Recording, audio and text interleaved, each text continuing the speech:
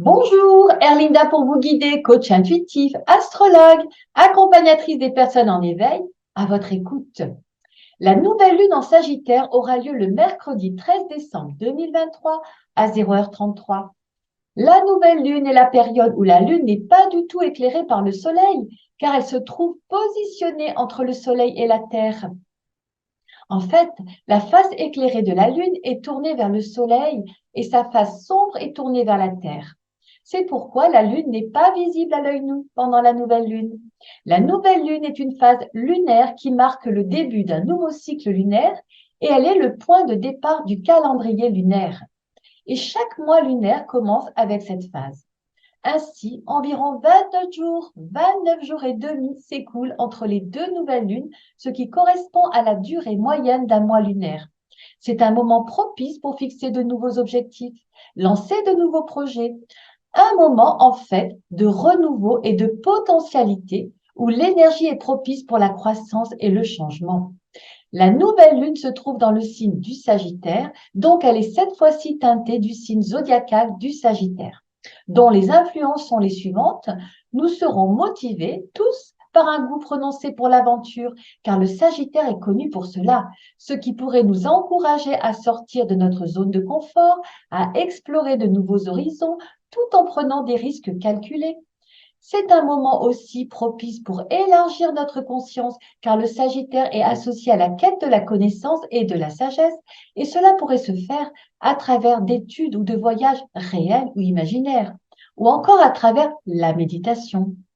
Le Sagittaire étant un signe optimiste, cela favorisera en nous une énergie encourageante, nous aidant à voir plutôt les opportunités que les obstacles.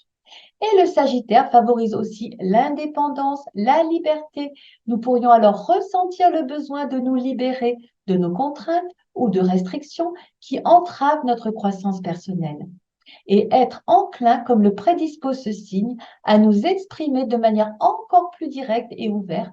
En tous les cas, vous savez que chaque signe du zodiaque est associé à un trait particulier de la personnalité et là, la nouvelle lune dans ce signe met en évidence ces caractéristiques-là, celle du Sagittaire.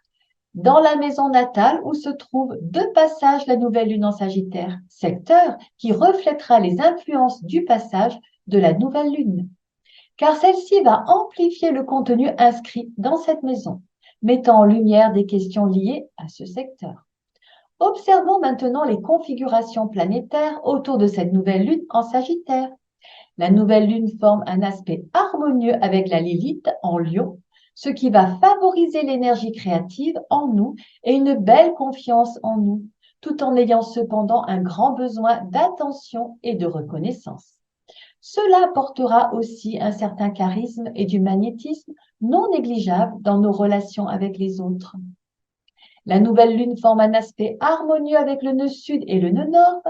Ces influences nous rappellent et nous appellent à nous affirmer davantage et à poursuivre nos objectifs de curiosité intellectuelle, de désir de connaissance, d'exploration, d'éveil, tout en restant ouverts à la coopération et à la recherche d'harmonie pour les autres.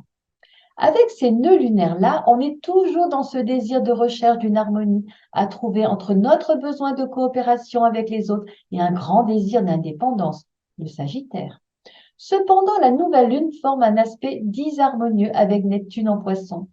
Nous sommes donc invités à faire preuve de discernement et de clarté dans la poursuite de nos objectifs, car ici Neptune en Poisson nous rend plus enclins à la confusion ou encore à la tendance à éviter la réalité. Puis nous avons Mars en Sagittaire en harmonie avec Chiron en Bélier et la Lilith en Lion. Mars en Sagittaire nous rend audacieux, enthousiastes et déterminés, ce qui va nous aider à poursuivre nos objectifs avec passion. Avec Chiron en harmonie, cela nous donne une période où nous pourrions guérir certaines blessures liées à notre identité, à la confiance en nous. Cela dit, ce moment accentue une période où nous serons certainement plus attirants et charismatiques à travers notre affirmation. Vénus représentant l'affectivité et les relations, elle est en Scorpion, en disharmonie avec la Lilith rétrograde en Lion et avec Jupiter rétrograde en Taureau. Cette configuration est une invitation à explorer et à résoudre nos conflits intérieurs liés à l'amour, à l'authenticité, à la sensualité et à nos valeurs personnelles. Il serait bénéfique de travailler sur l'acceptation de nos désirs tout en trouvant un équilibre entre le côté passionné de notre être et la stabilité dont on a besoin pour notre épanouissement. Heureusement, Vénus en aspect harmonieux avec Saturne en Poisson et avec Mercure en Capricorne nous aidera à trouver en nous les ressources nécessaires pour traiter les questions relationnelles de manière sérieuse et constructive, nous permettant de discuter ouvertement de nos attentes mutuelles dans nos relations et de travailler ensemble pour les atteindre. Cette période pourrait être alors propice à l'engagement et à la consolidation des relations existantes, ainsi qu'à la réflexion sur la manière dont nous pourrions investir davantage dans nos relations affectives. Saturne en transit en Poisson marque aussi une période de responsabilité, de discipline et de maturité autour de questions profondes telles que la spiritualité, l'empathie envers les autres, autour des émotions refoulées ou négligées. Saturne nous incitant à faire un travail de guérison émotionnelle, mais et surtout autour de la prise de conscience aussi de nos limites émotionnelles, en fixant des frontières bien plus claires avec les autres pour maintenir un véritable équilibre. Nous pourrions ainsi être attirés par des quêtes spirituelles profondes ou par de la méditation pour apaiser notre esprit. C'est le passage de Saturne en Poisson. Jupiter rétrograde en Taureau depuis quelque temps nous pousse à bûcher sur une réflexion approfondie sur les valeurs matérielles, la sécurité qu'elle engendre et tout ce qui est en fait lié à la stabilité. Justement dans le monde matériel ainsi que dans le monde de la recherche de sa sécurité. Pour nous concentrer sur ce qui est vraiment essentiel pour nous et pour notre environnement, en y incluant la santé également. Intéressons-nous maintenant aux enseignements délivrés par le tarot pour cette quinzaine. Et cela nous est révélé à travers le calcul numérologique de sa date, ce qui nous donne pour le 13 décembre 2023 le chiffre 14, la lame de la tempérance. Nous vivrons donc les influences révélées par la lame de la tempérance. Alors que nous dit-elle? Eh bien, dans le contexte de la nouvelle lune en Sagittaire, la tempérance est associée à des concepts tels que l'équilibre, la modération, la guérison. Et dans le contexte de la nouvelle lune en Sagittaire, elle correspond à un appel à trouver un équilibre dans notre vie, en particulier dans les domaines associés au Sagittaire qui sont liés à l'expansion, à la découverte, à la quête de sens et à l'aventure. Alors, elle nous rappelle l'importance de la modération dans nos actions et nos aspirations pendant cette période de nouvelle lune. Évitons ainsi les excès et cherchons à trouver un équilibre entre nos désirs de croissance personnelle et notre besoin de stabilité. Elle nous invite à trouver l'harmonie intérieure en intégrant nos différentes aspirations entre notre côté aventurier et notre besoin de sécurité. Néanmoins, cette période peut être propice à la recherche de notre véritable essence. La lame peut également suggérer un besoin de guérison, que ce soit sur le plan physique, émotionnel ou spirituel. Alors profitons de cette nouvelle lune pour nous recentrer, nous ressourcer et prendre soin de nous. En lien avec les énergies du Sagittaire, on pourra dire aussi que la tempérance peut nous encourager à explorer des domaines spirituels ou philosophiques pendant cette période. C'est donc un moment favorable pour méditer, réfléchir à vos croyances et élargir vos horizons spirituels. Et elle vous invite également à trouver un équilibre et une harmonie avec vos proches. Voilà une période favorable pour réconcilier les différences et renforcer les liens. Ensuite, nous avons le chiffre 12 qui est le chiffre du mois de l'année qui symbolise la lame du pendu dans le tarot de Marseille. Le pendu est associé à des concepts tels que le sacrifice, la patience, la suspension et le renoncement. Et bien, dans le contexte de la nouvelle lune en Sagittaire, le pendu nous invite à accepter le changement.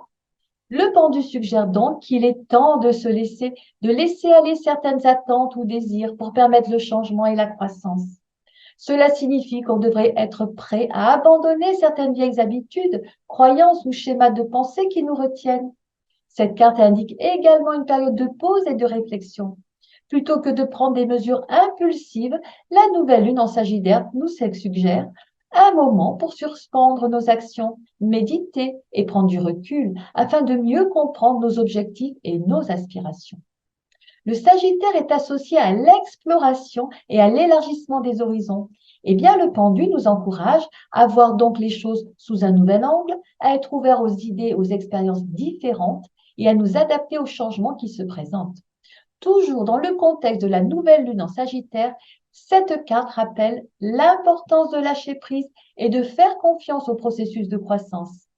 Parfois, il est nécessaire de renoncer à un certain contrôle pour permettre à des opportunités plus grandes de se manifester. Et la carte révélant les énergies de l'allié pour la réussite de cette période, eh bien, c'est la lame du jugement, la numéro 20, la lame du jugement. Eh bien, elle symbolise la révélation, la rédemption et la transformation. Elle représente un moment de réveil spirituel ou de prise de conscience.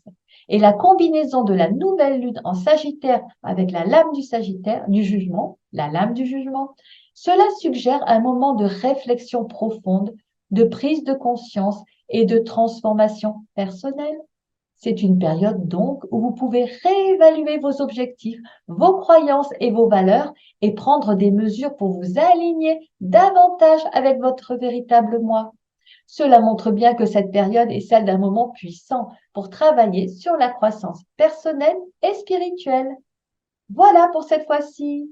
Alors bien sûr, encore une fois, appliquons les conseils prodigués par ces deux outils d'évolution pour nous faciliter la vie.